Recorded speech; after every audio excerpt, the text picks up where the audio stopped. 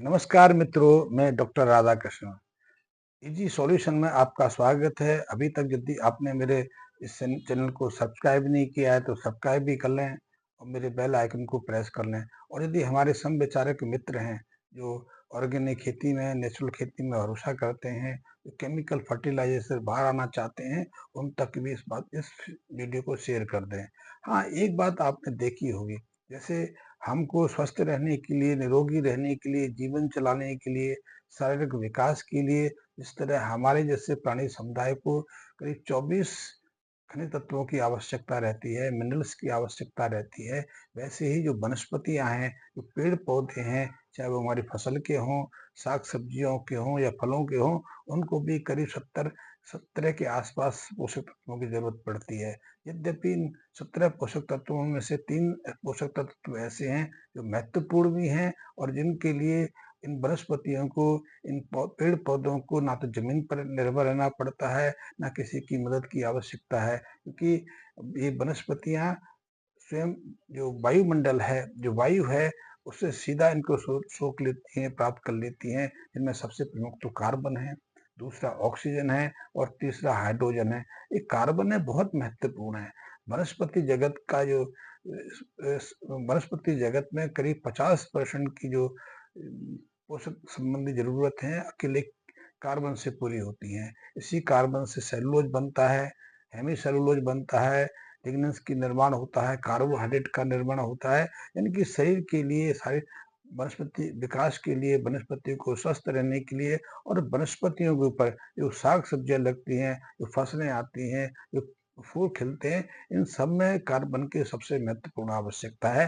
लेकिन ये कार्बन वनस्पतियां जमीन से नहीं सोखती, वो सोखती हैं वायुमंडल में, क्योंकि हमारे वायुमंडल में पर्याप्त मात्रा में कार्बन डाइऑक्साइड है। वहां से इसको ग्रहण कर लेती हैं और उसका कार्बन तो स्वयं अपने शारीरिक विकास के लिए उपयोग कर लेती हैं, अपने भोजन बनाने के लिए काम कर लेती हैं, विभिन्न पदार्थों के निर्माण में इस कार्बन का उपयोग कर लेती हैं और ऑक्सीजन का प्रयोग भी करती हैं। कुछ ऑक्सीजन को वायुमंडल में वापस लौटा देती हैं। लेकिन जो शेष जो 14 जो खनिज तत्व हैं, 14 मिनरल्स हैं, उनके लिए वनस्पति जगत को पृथ्वी पर निर्भर रहना पड़ता है। वो जो 14 जो खनिज तत्व हैं, वो पूरी तरह से वनस्पतियां पृथ्वी से प्राप्त करती हैं, मिट्टी से प्राप्त करती हैं। और उसमें से कुछ तो ऐसी है जिनके हम खाद के रूप में, चाहे वो केमिकल फर्टिलाइजर हो या दूसरे तरीके से उनकी आपूर्ति करते हैं, यूरिया के माध्यम से, जैसे नाइट्रोजन की आपूर्ति करते हैं। यद्यपि हमारी मिट्टी में, हमारी सोइल में ऐसे माइक्रोब्स हैं, ऐसे सूक्ष्म जीवी हैं जो वनस्पति, जो प्राणी, जो वायुमंडल से नाइट्रोजन को सोख कर उसको भूमि के माध्यम से पेड़ों को उपलब्ध करा देते हैं। इसी तरह बहुत सारे ऐसे माइक्रोब्स मिट्टी में होते हैं जो फास्फोरस को भी पौधों को उपयोगी बनाने की सामर्थ्य रखते हैं, पोटासियम को करते हैं, सल्फर को भी एक्टिवेट कर देते हैं। ऐसे बहुत सारे माइक्रोब्स हमारे मिट्टी में रहते हैं। तो इनकी आपूर्ति को पूरा करने के लिए हम खाद भी डालते हैं। केमिकल फर्टिलाइजर का उद्देश्य यही है कि फसलों को जो नाइट्रोजन की आवश्यकता है, फास्फोरस की आवश्यकता है, पोटासियम की आवश्यकता है या सल्फर कैल्शियम की आवश्यकता है, उसकी आपूर्ति करते हैं। लेकिन फिर भी बहुत सारे खनिज तत्व, बहुत सारे पोषक तत्व ऐसे हैं जो अति सूक्ष्म मात्रा में हैं लेकिन बहुत उपयोगी हैं। यदि इनकी कमी हो जाए तो जो फसलों की जो उत्पादनता है वो घट जाती है। ऐसे में फसलें बढ़ती तो अच्छी हैं, हरी-भरी भी दिखाई देती हैं। उनका आकार, उनकी जो ग्रोथ है, वो तो हमें प्रभावित करती है, लेकिन उत्पादकता एक तरह से निष्फल हो जाती है। ऐसे में न केवल फसल और बीजों की मात्रा ही घटती है, बल्कि संख्या भी घट जाती है। देखने में तो यहाँ तक आया है कि जिस मिट्टी के अंदर सल्फर की कमी है, उस मिट्टी में यदि सरसों की फसल लेते हो, मूँगफली लेते हो, आप तिलहन लेते हो, आप कोई भी जो तिलहन वाली फसल लेते हो, उसमें जो तेल की मात्रा है 50% से कम रह जाती है। ये ऐसे हम सबको ज्ञात है। लेकिन ये ऐसे जो सूक्ष्म मिनरल्स हैं हमारी पृथ्वी के अंदर, मिट्टी के अंदर होते तो हैं, लेकिन विभिन्न कारणों से वो अपना उपयुक्तापन, अपनी उपयोगिता है, वो दिखा नहीं पाते। उसका एक कारण तो सहजता से यही है, जिस मिट्टी के अंदर ऑर्गेनिक कार्बन नहीं है, एक्टिव कार्बन नहीं है, जीवांश नहीं है, या फिर जिसमें और जैसे ह्यूमस नहीं है, वहाँ ऐसे मिनरल्स उपस्थित रहने के बावजूद भी फसलों के लिए अपनी उपयोगिता नहीं निभा पाते, क्योंकि पेड़ पौधे उसको सोख ही नहीं पाते। और यदि इनको बाईपास करके हम केमिकल फर्टिलाइजर से, केमिकल खाद के रूप में उनकी आपूर्ति भी करते हैं, तो भी उनके दुष्प्रभाव हमारे सामने आते हैं। इसलिए कई ऐसे अध्ययन कहते हैं कि हमारी मिट्टी में ऐसे पोषक तत्वों की बहुत कमी हो गई है। इसका सीधा प्रभाव ना केवल वनस्पति जगत पर देखने में आ रहा है, बल्कि मनुष्य के स्वास्थ्य पर भी देखने में आ रहा है। मनुष्य की जो कद-काठी है, मनुष्य की स्वास्थ्य की जो कैटेगरी है, वो घट रही है, स्टेमिना घटता जा रहा है, उसकी रोग प्रतिरोधकता घट रही है। यही प्रभाव वनस्पति जगत के कारण साथ भी है।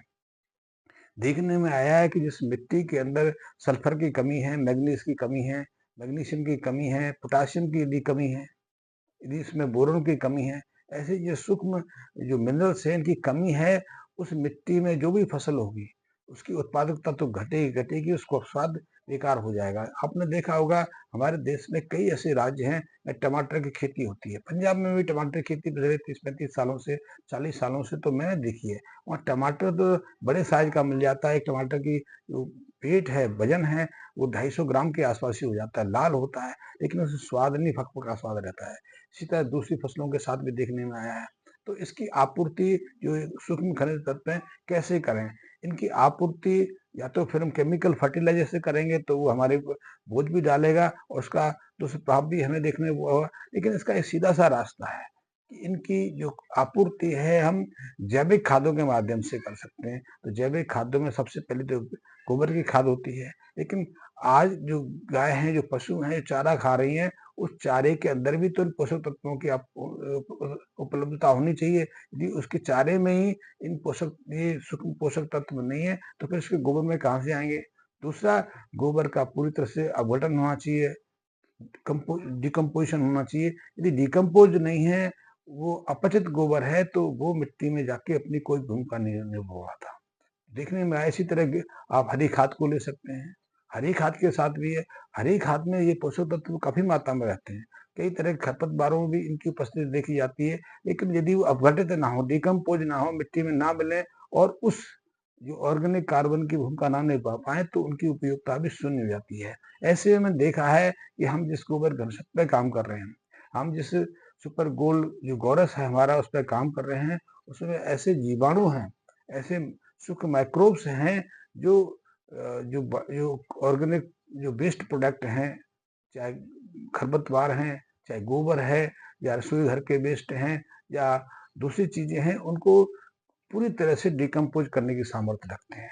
और इसीलिए उस जो ऑर्गेनिक पदार्थों में ये सूक्ष्म तत्व विद्वान रहते हैं, उनको फसलों के लिए, उनको पेड़ पौधों के लिए उपयोगी बना देते हैं। ऐसे में यदि आप इस गोबर घनशक्ति का प्रयोग अपने खेतों में चाहे सिंचाई के माध्यम से करें, या फिर इसका जो जो खाद के रूप में करें, तो उससे इन सूक्ष्म तत्वों की आपूर्ति हो जाती है। इससे न केवल फसल की उत्पादकता बढ़ती है, बल्कि जो फसल आप लेते हैं उसका स्वाद बढ़ जाता है, उसके रंग में परिवर्तन आता है, उसकी उत्पादकता में तो निश्चित रूप से वृद्धि होती है। मैंने देखा है कि इस गोबर घनशक्ति के प्रयोग से जिन पेड़ पौधों पर आधा किलो, पौना किलो सब्जी आती थी, इसके माध्यम से उन्हीं फसलों पर 1.5 से 2 किलो के आसपास सब्जी आने लगी, मिर्चें लगने लगी। मिर्चों की जो जो कीपिंग लाइफ होती है, जो उसकी अपने को जिंदा रखने की, स्वस्थ रखने की जो अवधि होती है, वो बढ़ जाती है। आज देख रहे हो कि यदि हम केमिकल फर्टिलाइजर से साग सब्जियां ले लें, मिर्चें ले लें, कुछ भी ले लें, उसकी सेल्फ लाइफ ज्यादा नहीं है। आप जैसे ही इसको फ्रिज में रखेंगे तो 3-4 दिन में फ्रिज के अंदर भी सड़ने लग जाती है। यदि आप वैसे ही रख दोगे तो हरी मिर्च या दूसरी सब्जियां सूखती नहीं है, अब वो कन्वर्ट नहीं होती उपयोगिता में, वो सड़ जाती हैं। सड़ना और सूखना दोनों अलग चीजें हैं। तो ऐसे में इन सूक्ष्म तत्वों की बहुत महत्वपूर्ण भूमिका रहती है, और इनको हम गोबर घनशक्ति से भी पूरा कर सकते हैं, या फिर सीधे सीधे हम गोबर की खाद से, या हरी खाद से, या बीड्स खाद होती है उसके माध्यम से प्राप्त कर सकते हैं। कि ये अति सूक्ष्म पोषक तत्व हैं, लेकिन हैं बहुत उपयोगी। इनके बिना इनके बिना साग सब्जियों की उत्पादकता, फलों की उपजागता, फसलों की जो उत्पादकता में तो कमी आती आती है। उनकी जो आकर्षण क्षमता है, उनकी सुगंध है, उनकी संख्या है, उसमें भी प्रभाव होता है। और आपके मन में कोई शंका, कोई कोई जानकारी लेनी है, आप इसको गोबर घनशत का प्रयोग करना चाहते हैं, यदि इसको आपको मिल नहीं रहा है तो निसंकोच मेरे से संपर्क कर सकते हैं। मैं आपको ट्रायल के लिए मैं चाहता हूँ कि पहले आपको ट्रायल करें, थोड़ी ज़मीन में इसका प्रयोग करके देखें, उसका रिजल्ट देखें। यदि आपके अकॉर्डिंग आपके अनुकूल जो रिजल्ट हों, फिर हम इस पर ज़्यादा काम करेंगे। फिर हम कहेंगे कि आप अपनी ज़्यादा खेतों में इसका उपयोग करके देखें। अभी सिर्फ 200, 250, 300 मीटर में इसका उपयोग करके देखिए, कोई ज़्यादा खर्चीला नहीं है। आप यदि फसलों में कोई कीड़ा लग जाता है, कोई बीमारी लग जाती है, तो हज़ारों रुपए की दवा छिड़क देते हैं। दवा से आप मुक्ति नहीं पाते, दवा से आपकी जो फसल के नुकसान है वो दूर नहीं होता है, लेकिन संतोष हो जाता है। लेकिन उसके दुष्प्रभाव आपको भोगने पड़ते हैं। उन जो उन जो पदार्थों का सेवन करते हैं, जो हमारा समाज है, उसको भी झेलना पड़ता है। लेकिन इसकी तो कोई साइड इफ़ेक्ट नहीं है, कोई ज़्यादा महँगा भी नहीं है। 2 ₹250 ₹300 में इसका उपयोग करके आप एक बार अवश्य देखें। निश्चित रूप से आप इससे प्रभावी होंगे। आप इसके चमत्कारों को देखकर निश्चित रूप से आप हतोत्साहित हो जाएँगे। धन्यवाद मित्रों।